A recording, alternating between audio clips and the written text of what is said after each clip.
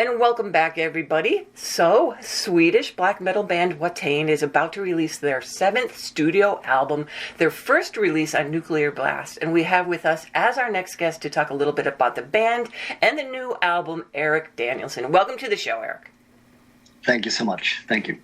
So, Eric, to talk about a Watain show is very visual, with many ceremonial elements to it. So tell us a bit about your live shows and why visuals at these events are so important in conveying your message to the audience.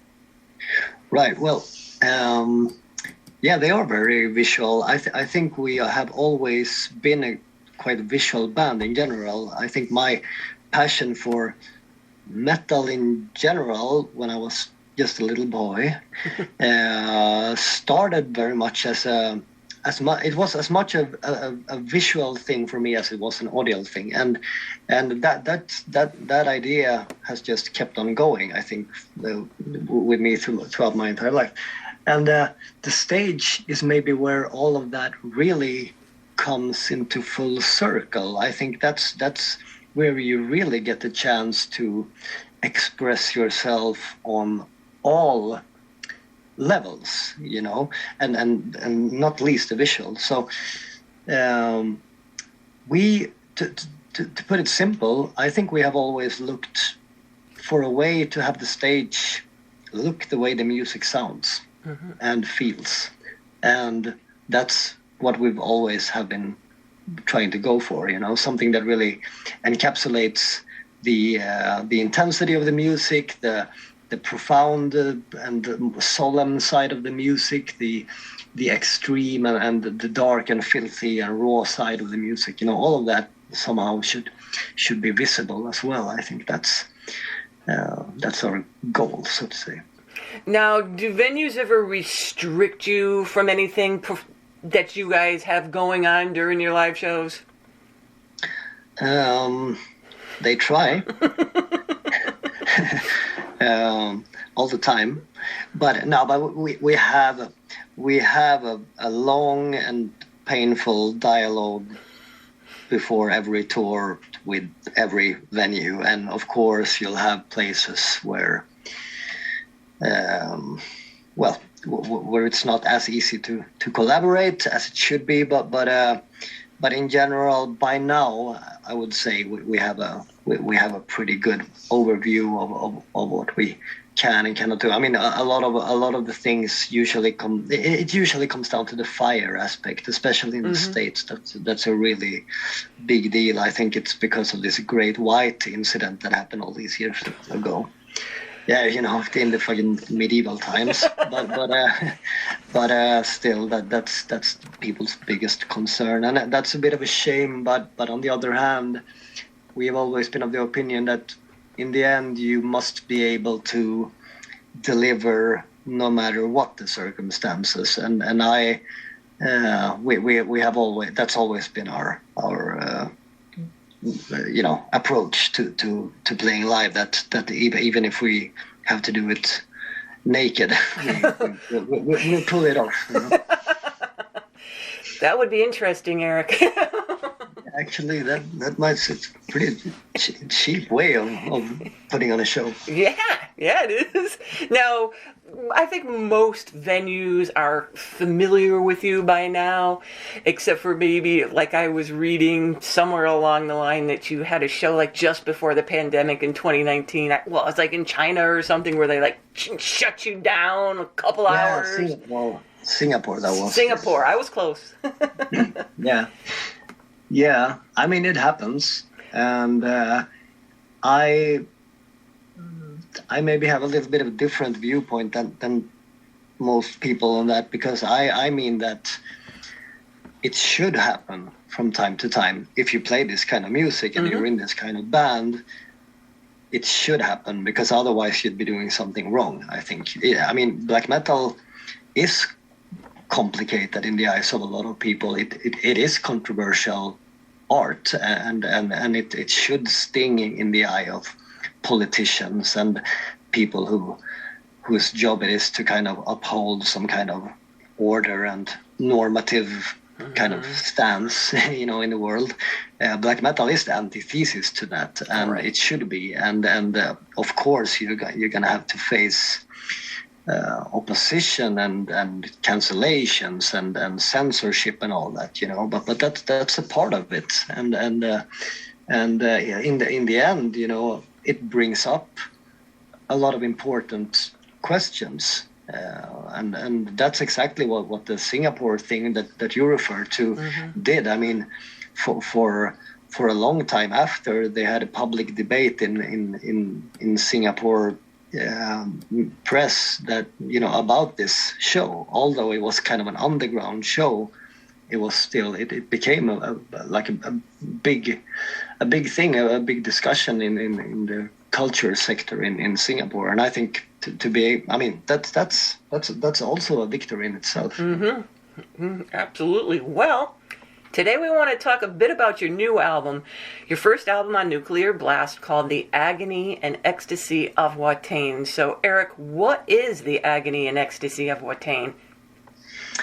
Well, the best answer I can give you is probably the album itself. We wanted a title that as plain and simply as possible could point to what's actually on the album, what it is that you hear. And to me, the title, I think, refers to sort of this duality between high and low, between holy and unholy, between darkness and light, hate and love, and so forth, right? Agony and ecstasy can also be said to be, well, at least on separate sides of an emotional spectrum. Agony being this kind of dark, existential thought pattern, while ecstasy is this like complete, transgression of the spiritual boundaries that we know of. This kind of possession state. And it's somewhere in between those that Watain operates. And it's like the friction between those two, the tension that is created between those two emotional extremes. That's what the album deals with, and that's also what you hear. That's what the music is. Now, were you writing this album during all this pandemic shit that was happening? We partly, in part, yeah, we were, but I wouldn't say that the two are related in almost any way. Actually, right. As far as I'm concerned, the pandemic is a mundane human matter, and Watain is something wholly different. Well, I was wondering if, like, the crazy energy that the whole world was kind of emitting during this time with turmoil and fear, if that had any effect on your writing, like emotionally, or like you kind of answered it, no. Yeah, but of course you got a very relevant point, and what I think is that it maybe made the world a little bit more receptive to a lot of the thought patterns that we experiment with. We talk a lot about death and disease and the destructive elements of nature and existence.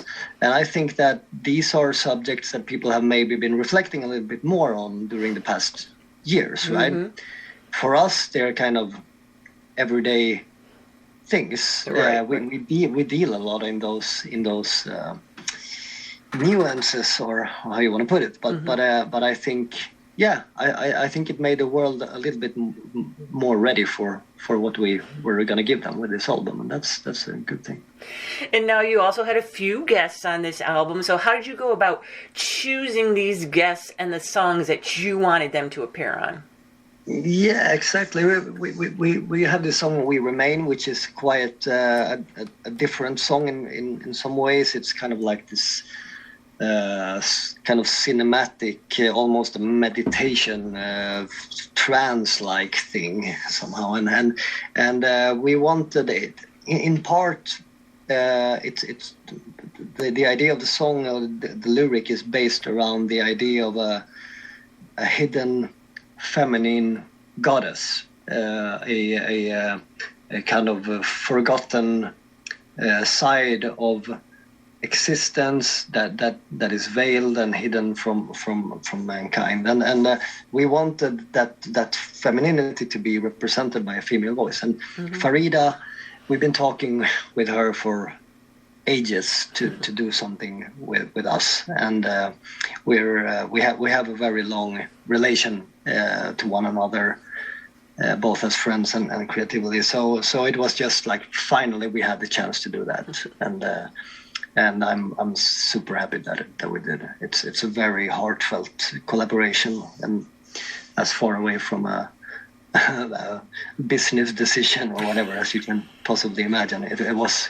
a fantastic collaboration. And that song is perfect with her in it too. It just right.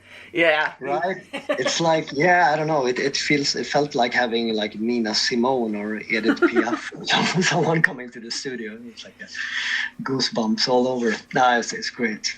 It was. And you guys also have a tour coming up. Are you all prepared to come back to the States?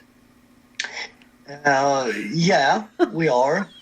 We have, I don't know if the States are prepared for us to come back, but we are. No, but we had this really bad thing happening to our guitarist on the last tour when he was going to enter the States. He got denied at the border, although he had all his paperwork in order and the working visa stamped into his passport. They made him turn around at the border and sent him back to where he came from, and that was because they found pictures on his phone where he did morally questionable things, which was probably like a Watain band photo. They didn't show him which photo it was in reference to, but he didn't have a chance to explain himself. They just put a red stamp in his passport and sent him back, and we're still dealing with it. It's a very complicated process to overrule those kind of decisions. So as it stands now, this is the last interview for the day that I'm heading to the rehearsal room to learn all the songs on guitar, because it looks like I might have to do that instead. Well, at least you're planning this time around, Eric. Yeah, exactly. No, but I mean, we're used to overcome things like this. It's just it's frustrating, and it's really not the same thing to be on a stage without Pelle. He's such an extremely integral part of our performance. But we'll live, and it's nothing to whine about. Just go to war as usual and do it. All right, well, there you guys go. Watain have a new album coming out on Nuclear Blast Records called The Agony and Ecstasy of Watain. You could also check them out on tour with Mayhem. And Eric, thank you so much for taking the time to talk with us today, and we wish you and the band all the best, and I hope you can get into the United States with no troubles. Well, we'll see about that, but thanks a lot for having us on the show.